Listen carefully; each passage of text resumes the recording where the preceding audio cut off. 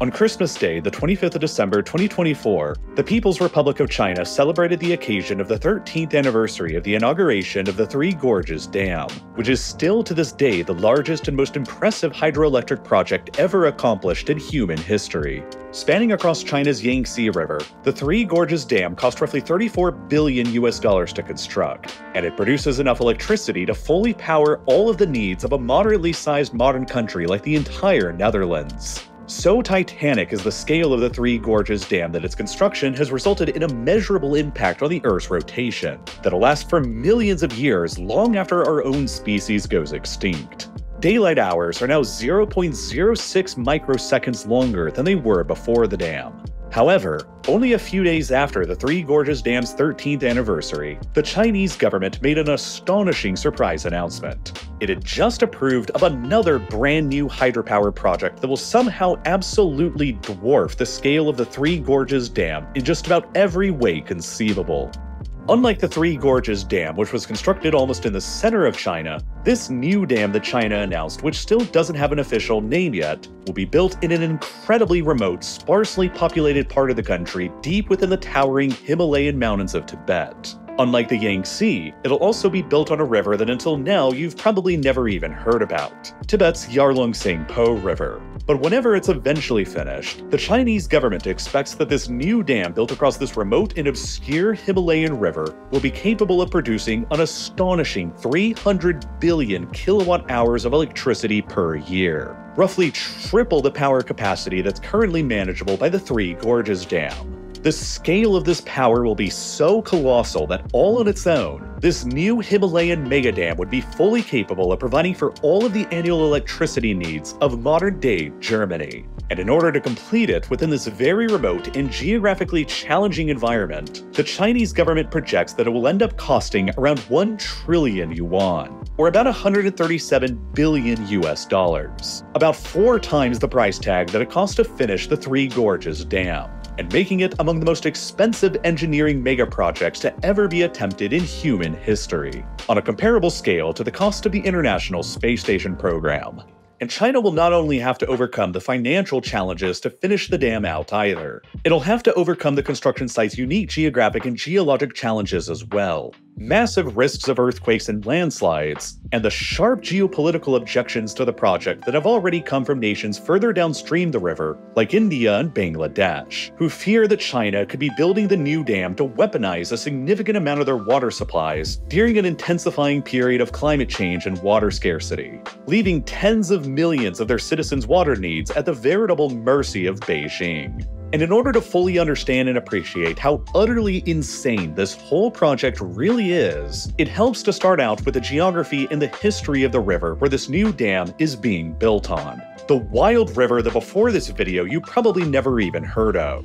the Yarlung-Tsangpo. An utterly raw and untamed river, the Yarlung-Tsangpo begins high up in the glaciers of Tibet as so many other of Asia's greatest rivers do. It flows from the west of Tibet to the east for roughly 1,600 kilometers, before it suddenly and violently U-turns at this location, known as the Great Bend, before then radically shifting its course to the south through India and later Bangladesh, where it empties out into the Bay of Bengal, and where it respectively becomes known as the more well-known Brahmaputra River in India, and later as the Jamuna River in Bangladesh. While the river is still known as the Yarlung-Tsangpo as it flows through Tibet and China, it is the highest elevated major river that can be found anywhere on the Earth, with an average elevation of about 4,000 meters above sea level, nearly as high as the highest peaks in the Alps are. Flowing through the Himalayan mountains themselves, the river is located in such a remote, sparsely populated, and difficult-to-reach part of the world that for most of human history, it wasn't even entirely clear if the Yarlung-Tsangpo and the lower Brahmaputra in India were even the same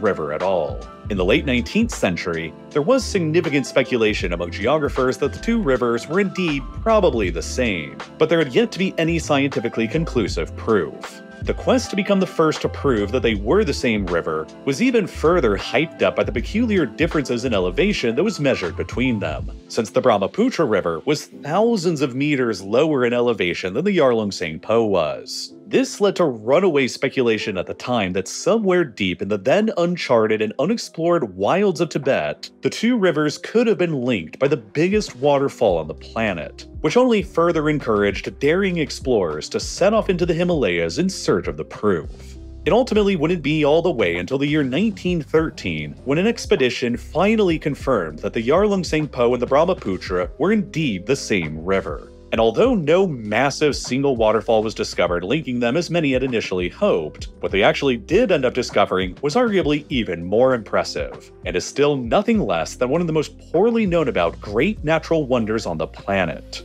From its source high in Tibet to where it becomes the Brahmaputra lower in India, the Yarlung Tsangpo has to roar down through nearly 8,000 meters of elevation. Around the Great Bend of the Yarlung Tsangpo, where the river violently arcs for roughly 500 kilometers and makes that sharp U-turn toward India, there's an especially violent 160-kilometer long or so section of it, where the river rapidly plunges in elevation by more than 2,000 meters. The steepest drop of any major river on the planet, and which forms a gorge that's roughly 3 times the depth of the Grand Canyon in the United States, as measured from the nearby mountain summit to the Yarlung Tsangpo's riverbed. In fact, this canyon throughout the Great Bend that the river carves through the Himalayas here is now widely recognized as being both the longest and the deepest canyon anywhere on the Earth's surface, which has earned it the nickname as the Yarlung Tsangpo Grand Canyon. For decades after Tibet was invaded and annexed by China in 1950, this majestic but obscure natural wonder was strictly off limits to outsiders, and was generally hidden from the outside world until the government began issuing permits to visitors again beginning in the 1990s, which then led to another modern race to become the first person to successfully kayak through the world's longest and deepest canyon.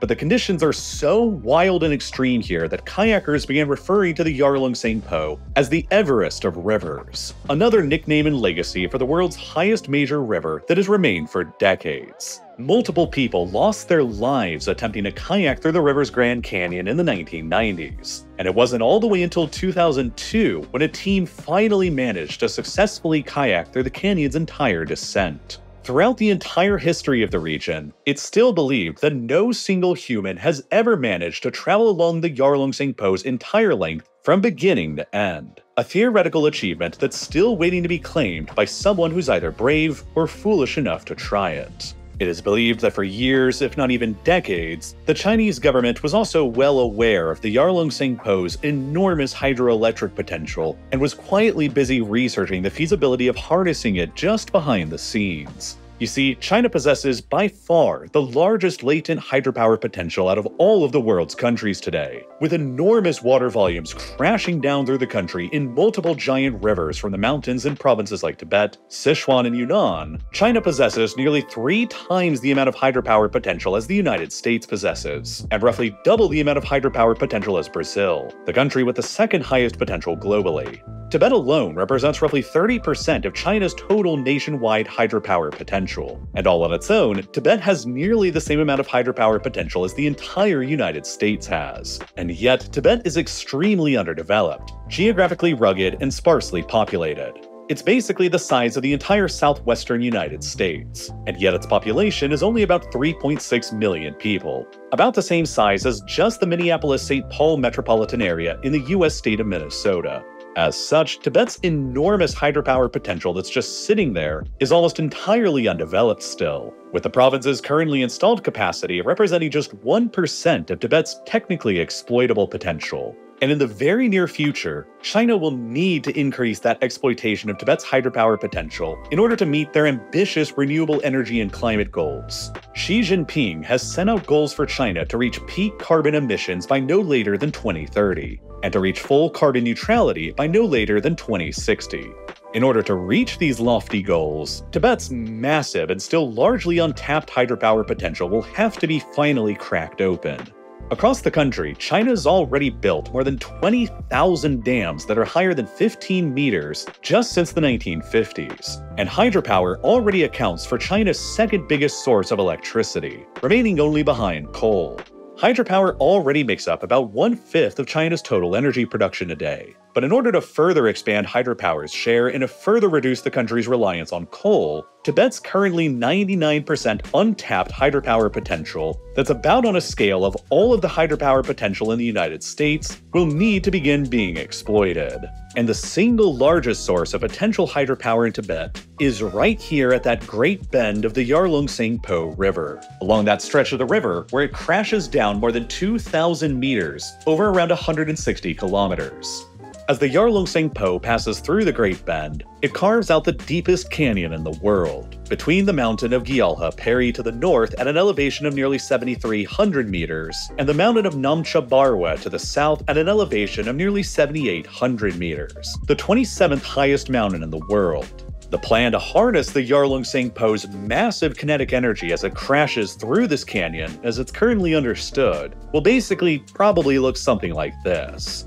A high dam will be constructed roughly at the start of the Yarlung-Tsangpo's Great Bend, at about the location of this small town known as Paizhen, which will hold the river's waters back before they can enter into the Great Bend, which will create a vast reservoir behind it that will probably result in the flooding and displacement of an unknown number of local Tibetan communities that will have to be relocated elsewhere. At about the precise location of this dam, a series of at least 3 gigantic tunnels will be drilled fully beneath the entirety of Mount Namcha Barwa, the 27th highest mountain in the world, connecting the Yarlung-Tsangpo behind the dam to the other end of the Great Bend that's roughly 2,400 meters lower in elevation. Each of these tunnels will have a diameter of about 13 meters and will run for a length of about 34 kilometers beneath the mountain as they descend down those 2,400 meters. The dam will enable the water in the Yarlung-Tsangpo to be diverted away from the Great Bend and thrown down these colossal tunnels beneath the mountain instead, crashing down 2,400 meters of rapid vertical drop before exploding out of the other end and turning turbines along the way to generate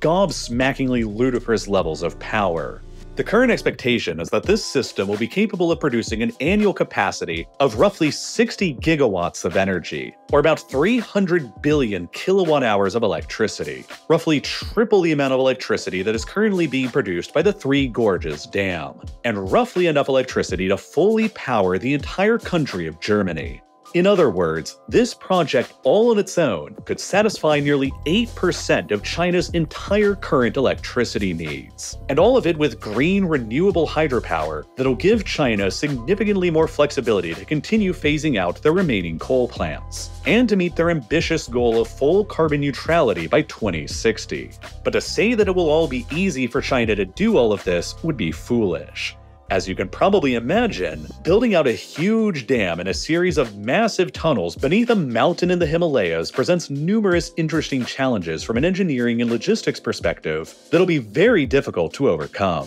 The reason why the Great Bend exists where it does in the first place is not an accident of geography. It is directly the result of the titanic and beneath-the-surface collision between the Indian and Eurasian tectonic plates that has been going on continually for the past 50 million years. As the Indian plate has been slowly but massively colliding into the Eurasian plate, it has created two sort of wedged corners at the plate's edges that represent the most intensely deformed parts of the Himalayan mountains. Over millions of years, it's been this constant pushing and squeezing of this northeast corner of the tectonic collision that shaped the Great Bend of the Yarlung-Tsangpo River, and also why it's one of the most tectonically active regions in the world today that's frequently subjected to catastrophic earthquakes. Out of all of the major earthquakes across the entire 20th century that measured greater than an 8.0 on the Richter scale, a full 15% of them all just took place in the Himalayas. And since 1901, more than 4,000 quakes of a magnitude 4.5 or greater have been recorded in this region as well.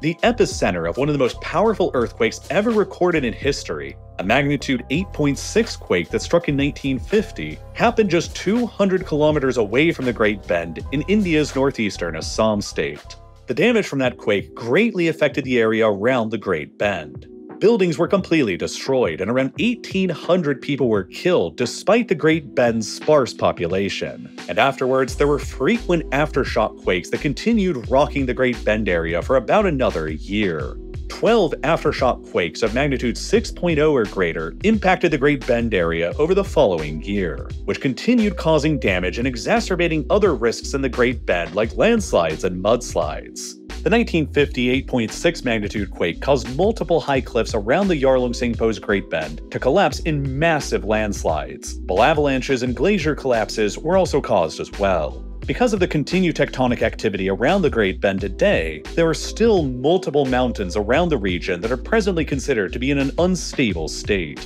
that are particularly susceptible to collapses, avalanches, and landslides. There are believed to be dozens of points of potential major future collapses that present enormous challenges for the engineers and future operation of the dam to be concerned about. And the physical challenges don't just stop there either. Because the Indian tectonic plate is still actively crashing into the Eurasian plate, the uplift rate of the Earth's crust in the area of the Indian plate's northeast corner around the Great Bend is generally believed to be around 5 to 10 millimeters per year. Mount Namchabarwa, the mountain where the dam's planners want to drill those tunnels under, is troublingly still growing at a particularly fast rate of about 6 centimeters per year though. This fact is going to be especially difficult to overcome over the long term, because within 17 years, Mount Namchabarwa will have gained about 1 additional meter of elevation, throwing the location of the tunnels beneath the mountain off from their original location by the same meter of distance. How exactly the engineers plan to overcome this phenomenon over the long term has not yet been disclosed.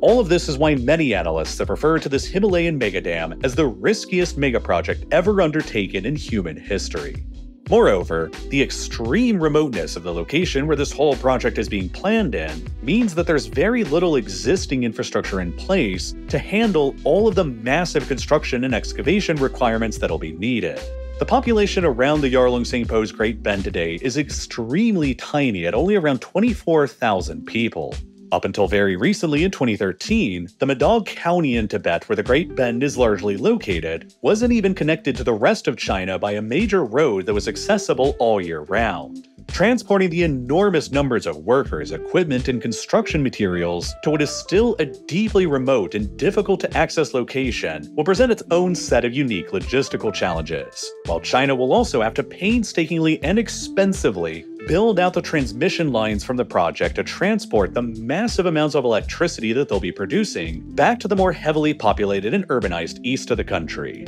All of this is what will make this project so outrageously expensive, and why the Chinese government is currently projecting an estimated price tag of around $137 billion for it. But while these technical and engineering difficulties may be overcome with enough effort, there are many people who believe that the project's greatest difficulties are going to be political rather than technical. For one thing, the diversion of water away from the Great Bend through those tunnels beneath Mount Namchabarwa will dramatically reduce the flow of the water within the Great Bend itself, permanently altering this section of the riverbed structure. It's believed that approximately 50% of the sediment discharge that makes its way down into the Brahmaputra part of the river in India is deposited within the Great Bend part of the river in Tibet. But if the water flow within the Great Bend is severely depleted or even eliminated by the construction of the dam, it stands that a significant amount of these nutrient-rich sediments that usually flow through the Brahmaputra and later Jamuna River that fertilize Indian and Bangladeshi floodplains will be effectively eliminated,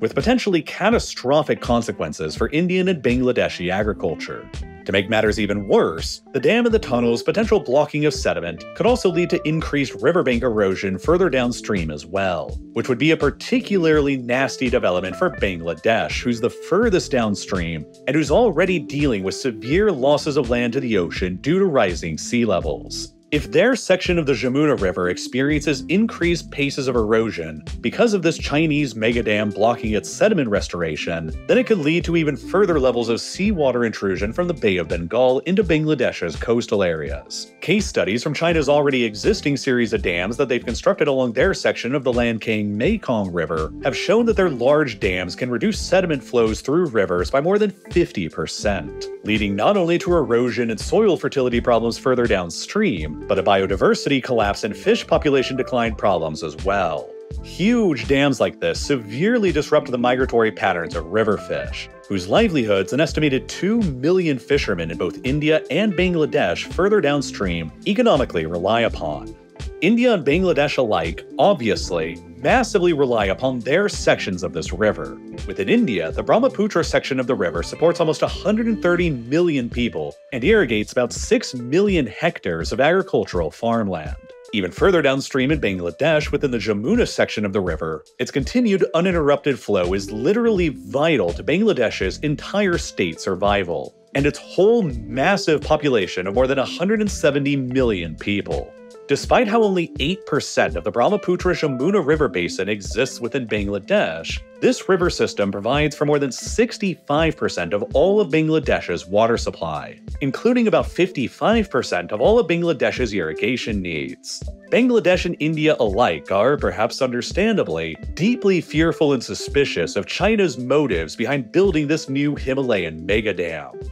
A report from 2022 by the Bangladesh Ministry of Environment, Forest and Climate Change found that even just a 5% reduction in the Brahmaputra's flow could end up resulting in a 15% drop in agricultural output in certain parts of the country. Not too far away in the future of 2040, two of the most heavily water-stressed areas in the world will be virtually all of India and northeast China, the two most heavily densely populated places on the planet, with water-rich Tibet sitting directly between them. India and Bangladesh alike are both fearful that if China actually ends up building out this dam along the Yarlung-Tsangpo, Beijing will effectively control the tap to a significant amount of their own water supplies, giving China the theoretical ability to deliberately hold back water on the river or to decide on strategically flooding the river in order to exert pressure on India or Bangladesh during an unrelated crisis or a negotiation. But in many ways, at least for India, these fears appear to be pretty overblown.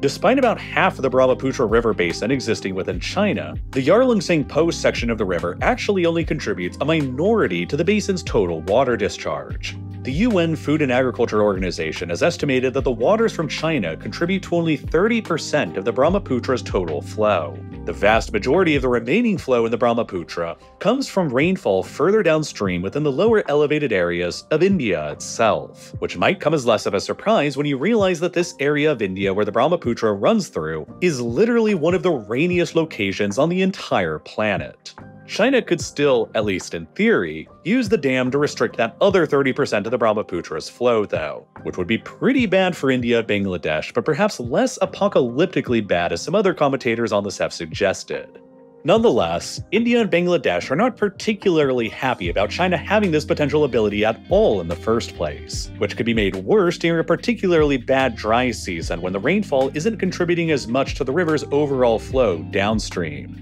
And nor are they happy about the potential ecological damages to their fisheries, soil fertilities, and increased riverbank erosion rates that the dam could cause for them as well. China has promised that the project will never negatively impact India or Bangladesh in any way, and they've promised that the water flow of the Yarlung-Tsangpo into the lower Brahmaputra will not be impacted by the project at all. But, based on the rather negative experiences that Vietnam, Cambodia, and Thailand have seen from China's construction of other dams on the upper reaches of the Mekong River, and owing to China and India's frequently adversarial geopolitical relationship, their trust in China's word isn't exactly very high. China never consulted with either India or Bangladesh in any way before they unilaterally declared that they were just constructing the dam. And there's currently no treaty on water sharing on the river that exists between China, India, and Bangladesh either, meaning that there's currently no legal mechanism in place for either India or Bangladesh to resist China holding back water flows on the river after they finish the dam. India is also anxious about the megadam's location being placed just kilometers away from the extremely contentious line of actual control, their heavily disputed border with China. Across the whole Himalayan region, India and China dispute multiple territories that collectively add up to about the size of the US state of Pennsylvania, the single largest chunk of which is the Indian-controlled and administered state of Arunachal Pradesh, that's immediately just to the south of the Great Bend and the site of China's proposed megadam. China claims the entirety of Arunachal Pradesh and its 1.4 million people for itself, and refers to the territory as South Tibet instead. Thus, one of India's greatest fears is that the construction of this megadam so close to this disputed territory will enable China to rapidly develop its side of the border with advanced infrastructure and energy links that'll enable them to project even further power south into Arunachal Pradesh once it's all finished. So, very shortly after China first announced the Yarlung-Tsangpo megadam project back in 2020, India decided to announce their own retaliatory dam on the lower Siang River, immediately downstream. At an estimated price tag of $13.2 billion,